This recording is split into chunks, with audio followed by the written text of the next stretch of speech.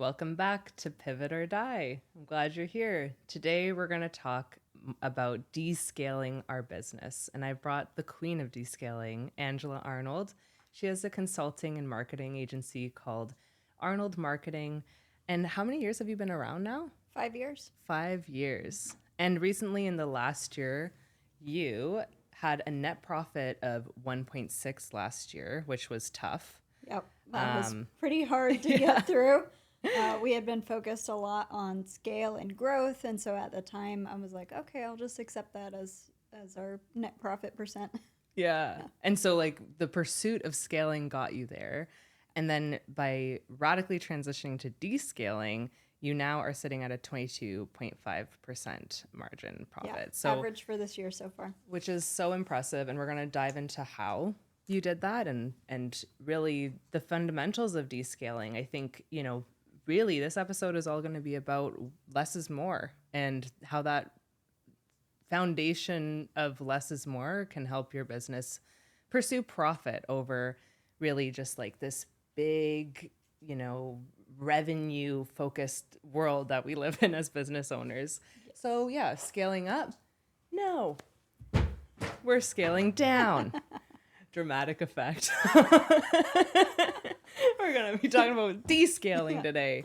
But it's helped both of our business. I'm in the Yeah. same boat. I went through a radical descale. I went from 7 employees and, of course, payroll to now 3. And so it's just been a radical shift, and it's just absolutely increased our margin as well. So maybe dive right into that. Like, what has been, how did you do it? Yeah, great question. So, last year we were really focused on growth at any cost. I think a lot of people in their businesses think the revenue number, like you said, and that it always has to grow by double digits, right? We had 20% growth last year. We had 30% revenue growth last year. And I was so focused on how do we just make that top line number bigger that I really lost focus on how do we serve our clients at an extremely high level in a way that doesn't burn us out. And when you add more people, it adds more chaos. And so the business was just getting unsustainable, not only from a payroll perspective, but even a management perspective and quality perspective, that I said, okay, we really need to scale back and see how we can get more done better. There's a quote from my friend Lee Benson, who wrote a great book called Your Most Important Number. And his main philosophy is do less better. And so I really thought about that, and I said, well, I think we just have too many people, too much going on. And I scaled back, and you can see it in the revenue numbers, right? Or the profit numbers. We're on track actually to make about the same amount of revenue, but our profit has vastly increased. And frankly, the work's a lot more fun. We get more done. It's better quality work because with a smaller, tighter team, you have the familiarity and the freedom to kind of think outside the box a little bit, and be closer to your clients. So it's been actually very fulfilling to do this. That's amazing. I really think you summarized a lot of key points there. So I want to dive into a couple of those. Team is, it's wild how, yeah, there's of course the pursuit of getting higher and higher revenue, but there's also this weird ego thing about having a bigger team. How cool would it be to have the biggest marketing agency or scaling in that regard, to have more and the kind of idea and vision we're sold is you're exiting out of the business and you're just working on the business. But what I've found, and maybe you found something similar, is that you end up just having a job where you're managing people all the time and you're checking in, and there's no, I mean, maybe there is a way to just read people's minds that I haven't found. AI, work on it, please. But I think that it's just not possible to get just true, honest answers from a management team sometimes. So you just become this manager of people. And I don't know if that was a similar experience for you, but having a higher payroll and just more people to manage, it kind of doesn't free up your time a lot of the time. Yeah, and it removes you from the core of what you're good at. So there's this, theory or mindset from Dan Sullivan, a strategic coach, who's who says, what's your unique ability? What are you really good at? And most of us, when we started our businesses, did it because we're good at something. We're uniquely good at something. Mm-hmm. And this philosophy, especially in things like scaling up, Mm-hmm. tell you you can delegate everything. You can outsource it. You can hire somebody to replace every part of you. And I realized last year that I had actually delegated myself out of my unique ability. And so I wasn't doing the thing that I'm great at, which is helping clients make their marketing vision become reality. Right. And helping them see how they can position themselves in the market, how they can grow, what they need to do to create and be this brand that they want to be. I had delegated myself out of that.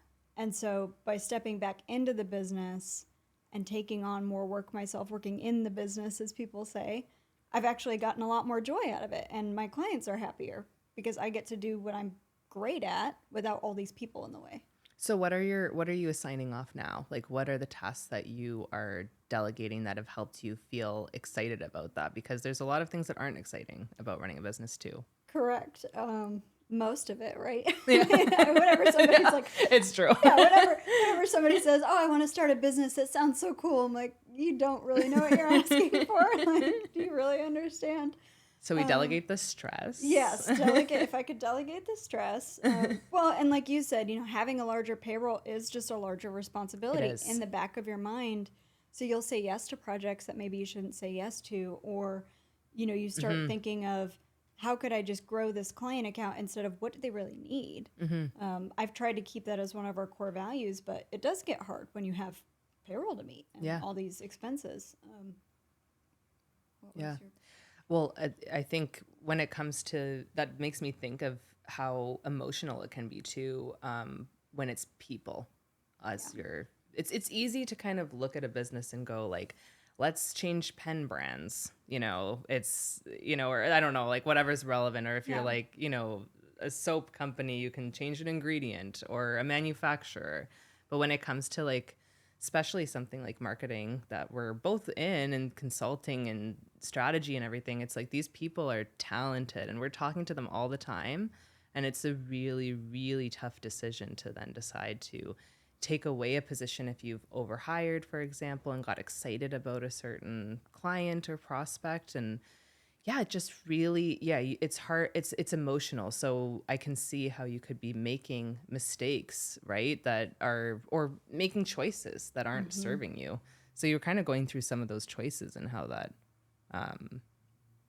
affected your business in a negative way, to have to like make choices based on fulfilling a payroll instead of really what's best for the client. Or not that you're like we're not misleading them or giving them stuff that they don't need, but you're just feeling like panicky almost, or it's like a sort of Damocles, it just is always there. I think the other piece that you said about people is, and maybe it's the same with you, I think one of my major flaws is I can see somebody's potential so clearly that sometimes I stay true to the vision of their potential instead of like how they're actually performing. So I've been slow to let people go because I knew that they could do better work. I knew they could do better. And if they just keep showing up in the same way and never reaching that potential, you have to make the decision to let them go. And I've been too slow to do that sometimes. But with a smaller business, there's less places to hide. It becomes more obvious if people, are starting to get burnt out or something's not working for them. Do you need to change their role? Or maybe they're not the right fit anymore. Yeah. It just becomes more obvious versus a larger company. That stuff hides more easily. Yeah. I think at the height of my business scale, when right before the pandemic, really, like 2 years before the pandemic, the last 2 years, it was just like, when you're thriving and the money's coming in, there's so, like, when I look back, I'm like, there was so much waste. There was so much waste. I can't believe that I was I'm now hitting a way higher profit margin than I was before. My revenue goal is half of what it used to be, but my profit is much higher. And I think we need to kind of start to train business owners to focus on that first, rather than focusing on just like having this kind of grandiose vision in mind where they will only have to put in, 2 hours a week into their business and have this thing running like Yeah. magic The kind of thing. self-managing business, right, is Yeah. everybody's dream.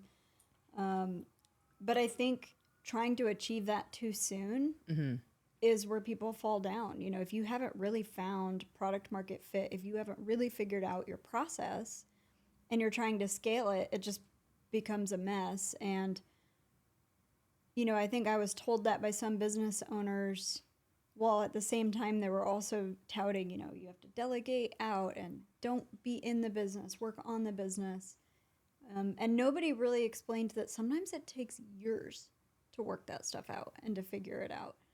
And I entrepreneurs are not patient people, so we want these results today.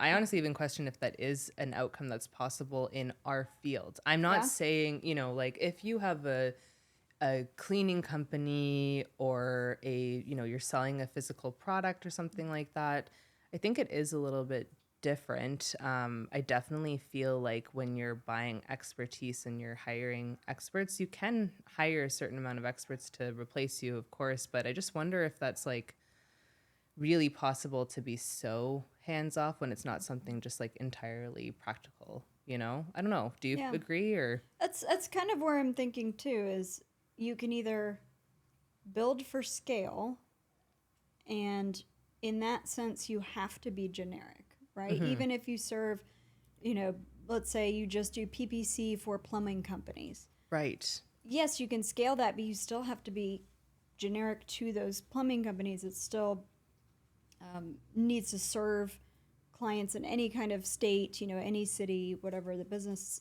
shape is.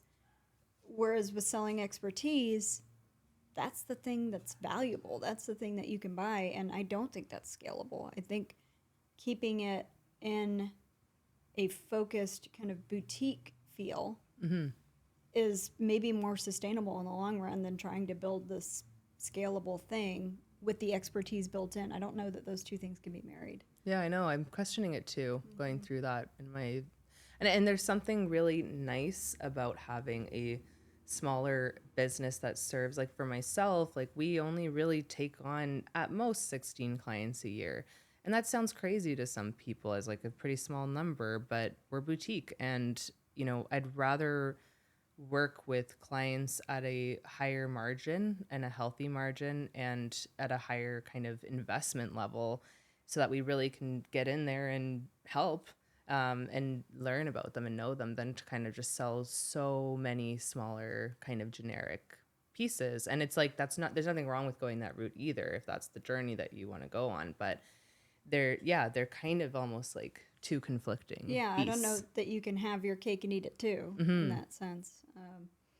There's the saying, revenue is vanity, profit is sanity. And I think going back to what you were saying about revenue, I think every small business owner is like, I want to get to $1 million in revenue. I want to get to $1 million in revenue. Like that's the dream, right? But once you get there, then what's going to happen? You're going to go, I want to get to 5 million. I want to get to 10 million, and it just never stops versus what kind of business do I want to have? What kind of career do I want to make for myself? Who do I want to work with? What are the people that I want to employ and have on my team? And that may not fit with a $10 million business. Like, just may be incompatible. I don't know. Yeah, no, I agree. I think that reflection inward is so key, and it actually is very hard to pull off those moments to take a step back and pivot and shift your business and make choices that serve your lifestyle as your lifestyle changes as we get older. Like, I mean, before the pandemic, I was just like had all the energy in the world to go and just like you could work every 60-hour event. weeks. Yeah. And then you turn 30 and it all goes away, everyone. Anyone who's watching that's 20, just like do it then. No, but you're never too old to start a business. You're just going to have a different vision. But I think that, I've like, that has been a big shift too, is just, you're having the minute or the moment, like the pandemic kind of brought me that, and maybe yourself as well, where it was like everything did just totally slow. And when times are great, you can just keep paying everyone and it feels fine, but when times are tough and things go away and you're stuck with this heavy payroll and the panic that ensues and the losses that ensue, you have to kind of cut it off, and then you're left with a moment to think. If you don't have that, if you have a business that is focused on scaling too much, you don't leave any room in your mind to just think of another option or pivot when times are hard. So I've really appreciated being lean for that reason. Yeah, Have you you seen feel- some of that too? You feel stuck on this path of constant growth, always have to grow, and then feeding everything that comes along with it, right? The extra processes, the, additional people and everything that comes along with that. Something I do in my business is twice a year I'll do a solo offsite where I'll book an Airbnb. It can't be at my house because there's a million distractions, dogs, and dishes, and whatever. But I'll book an Airbnb and not take any technology with me. I'll have my phone for emergencies, but just give myself time to sit and think about the business. Is this the direction I want to go? Are we doing the right things for our clients? Are the things we're offering even what I want to offer anymore? Or can we, rethink or pivot our entire business model? And it's impossible to do that if you're working 50, 60, 70-hour weeks trying to manage all these people and all this complexity. It just doesn't work. You need that space in order to come to realizations. And that's what I did, last November as I was sitting by myself. It was at Wimberley, I remember, and I said, we got to cut back. We just can't keep operating like this. Maybe I didn't delegate right. Maybe I should have got a chief of staff or somebody to manage and optimize it. But either way, it feels a lot better now. Yeah. Do you feel like, how did you decide who to cut and what roles? How did you decide who to cut from your team and how to restructure? Because that's a big decision, and it's so challenging to look at somebody who's doing a good job, who's doing nothing wrong. It's so easy to fire someone who's messing up constantly. You're just like, please leave. But if they're an excellent employee and they're an excellent person, it's very challenging to justify and go through the emotions of letting somebody go when they've done nothing wrong. Of course, versus like you said, swapping out a soap ingredient. Yeah. That doesn't have an emotional weight to it. Yeah. Partially for us, it was a math problem. We had a much slower pipeline than we had. I was forecasting and looking like, we're absolutely not going to be able to make payroll. Like, we will run out of money in 6 months. And so it wasn't just ordering people by salary or expenses, but it was thinking, okay. You didn't do that? I did not order them by salary or position, but rather I thought, like you said, what's the waste that's there? And it wasn't just people. Obviously, some of it was software. Some of it was business travel. So I cut way back on that. I said, we're not going to go to conferences because those can be effective, but it's a long-term play. And they were all being canceled last minute. Exactly. Yeah. So I cut that, and then I cut some people who were B players. Okay. And I know somebody listening to this, in your gut, you know who your B player is. It's not the person that you would be devastated to lose. It's not that excellent performer, but it's somebody who, like, they do a good job, but you wouldn't rehire them today. You wouldn't enthusiastically rehire them today. So that's when I was able to make a decision to let a couple of people go who were kind of B and C players. Yeah. I'd been dragging my feet, on that, because it's hard. If somebody's doing a good enough job, there's not really a reason to fire them. But it's silly because in dating, you're not going to date somebody that's like, they're good enough. It's like, no, you want somebody you're excited about and that you're in love with. You want an employee who you're excited about, and they bring a lot to the table. So I made those cuts, and then really the hardest cut for me, I laid on the floor and sobbed about this. I really did. Was I had a full-time executive assistant. She's been with me for 4 years. She's so close to me, like a sister.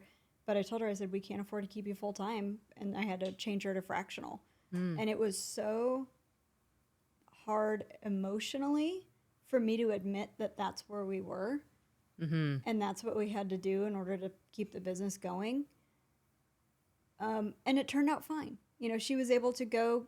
I introduced her to other business owner friends that I had. That's very so nice she of picked you. up other fractional work. So she's fine, but it was a big like ego hit to me, and it, you know, was just painful to have that conversation with her. That one was the hardest because she is an A player. Yeah. And so that one was really devastating. But instead of just letting her go, I said, hey, what if we take you to fractional and then I help you find other work to make up for the income? And so that solution worked really well. That's a great piece of advice too, to go through all of your. Yeah, it's almost like reminds me of like Marie Kondo or something like that, where you're kind of going like, does this bring me joy? Like, would I enthusiastically rehire or no? Yeah. Then no, it goes into that pile, right? And It helps. in your mind. And like everybody, you know that about your team. You know if there's somebody who you're like, they're fine. You know, it's like you don't want that person on your team anymore. So, that's true. Yeah. Yeah. I had some really, for me, I did consider salary in mind for sure in terms of where to cut back. But I definitely had some people that were, I would say I would enthusiastically rehire them, but it was just truly that crazy of a switch. It was like this. It was like as soon as the pandemic hit, there was not just the, what's interesting is it's not even just that people's budgets were tighter and everyone was stressed, but it was also just the fear and thought of like the future planning that can affect like our market really heavily. And so it was wild. But now I'm really grateful looking back on that ability to declutter and clean and now build up from there. I think it was kind of like a universal pause that we all went through. But I do kind of want to almost like intentionally put that into my mind every 3 years to be like, just pretend there's like a world, issue. I think it would be a great exercise for every business owner to say, okay, what if our revenue got cut in half? Yes. What would I cut? What would I keep? And not just people, there may be people that are there, but even software, we downgraded our Slack from the pro Slack to the free one. It saved us something like $1,200 a year or something ridiculous. What is the difference? I don't even know. Crazy amount of money. I don't remember. Not the money, but like the service offering. Like what's the difference for... You don't get saved messages after 180 days. Oh, okay. Or you like lose barely any functionality. Yeah. And so I was like, oh, and you can't do external connections, which we also made the decision to not let clients into our Slack and vice versa. Yeah. Email only. So yeah, I downgraded the Slack and it's like, I don't need to pay this huge software cost. We just had it because we thought we needed it. I'm invested in Slack, so I think you should upgrade everyone who's listening. No, I'm just kidding. I also own Salesforce stock. That is true, but it's not performing for me right now. So go ahead and sell it. But if you're not using Slack, you should use it. No, but it's amazing. It's true. It's amazing what we're wasting money on. There's also times where I'm like, oh, there's certain like Figma. We do a lot of web work, but it's not our bread and butter. Like our main income is coming from branding.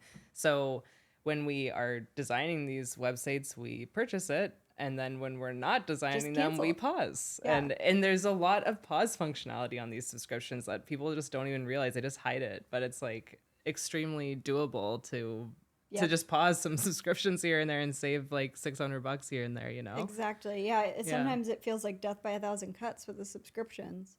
Yeah. Which, they absolutely add up. But yeah, if people took a minute to say, okay, what about a doomsday scenario? What would I cut in this? I think it can be really illuminating for people, even if things are going great, even if your pipeline's looking good. Like you said, every 3 years, just put it on the calendar. Yeah. There's another pandemic. Yeah, there's another pandemic or a comet hit the earth or something. Yeah. What's going to happen? So let's talk about your service offerings. So, I mean, definitely in our field, there's a new TikTok, a new app, a new everything coming, AI, all of these things coming into place. So like, of course, we're going to have to adapt our services, but maybe you can talk about descaling your services and how you kind of decided what you were not going to offer anymore and what you were going to offer. I imagine profit's part of that, but maybe you could dive into more about what you were considering. Yeah. You mean people have to pivot or die. Yeah, they do.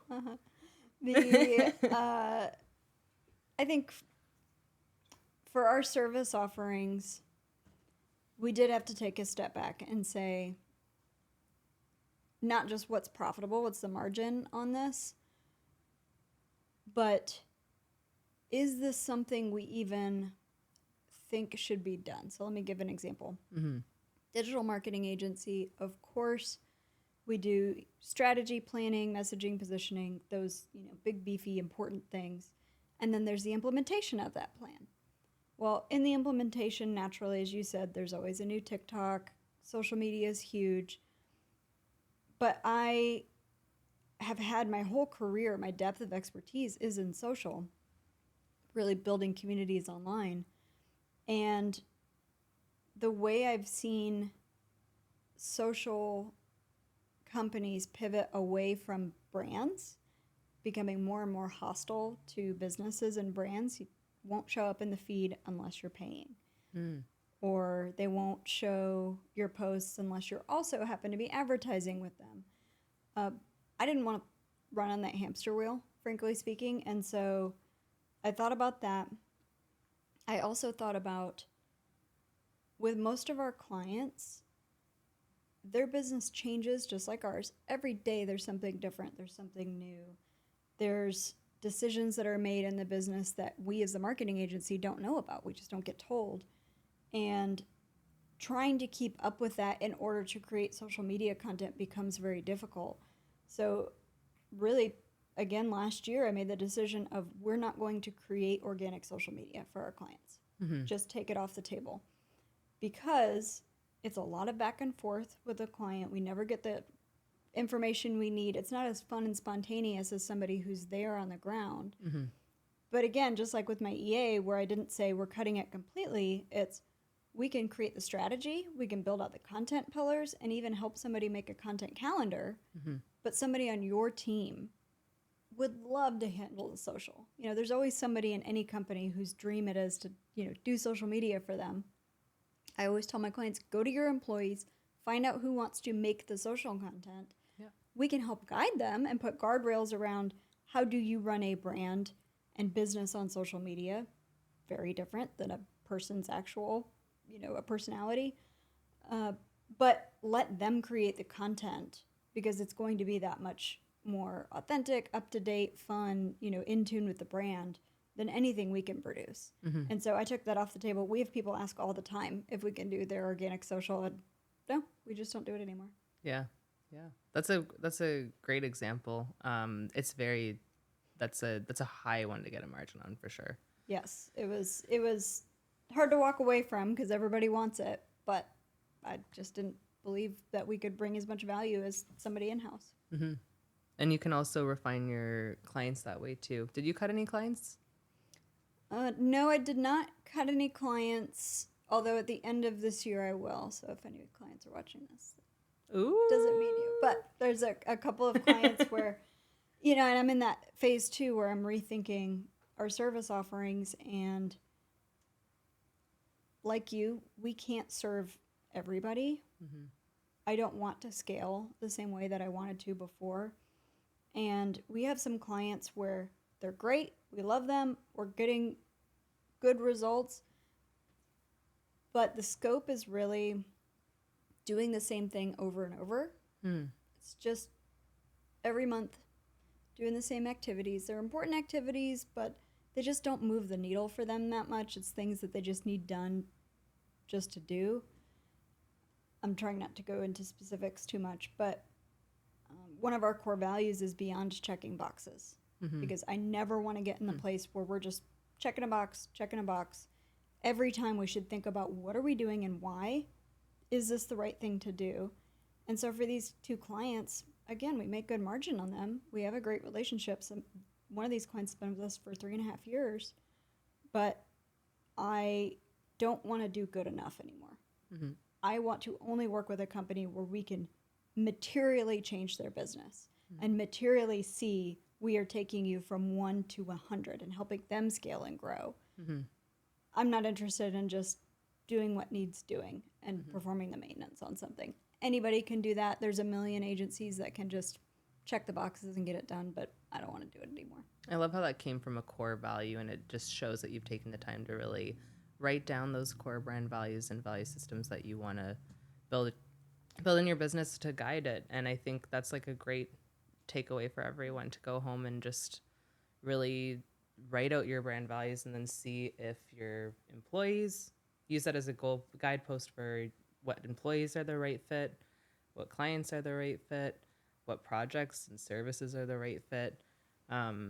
Yeah, it definitely resonate with the phrase that like I think it's something like 20% of your clients create 80% of your income, but it's like also impact really. And it's just like those, yeah, there's a lot of the time when you don't take that time to like take a step back and just reflect on the clients that are not bringing you joy, again, Mary Kondo kind of feeling, then you're going to get stuck, right? Well, what about your services? What did you scale back?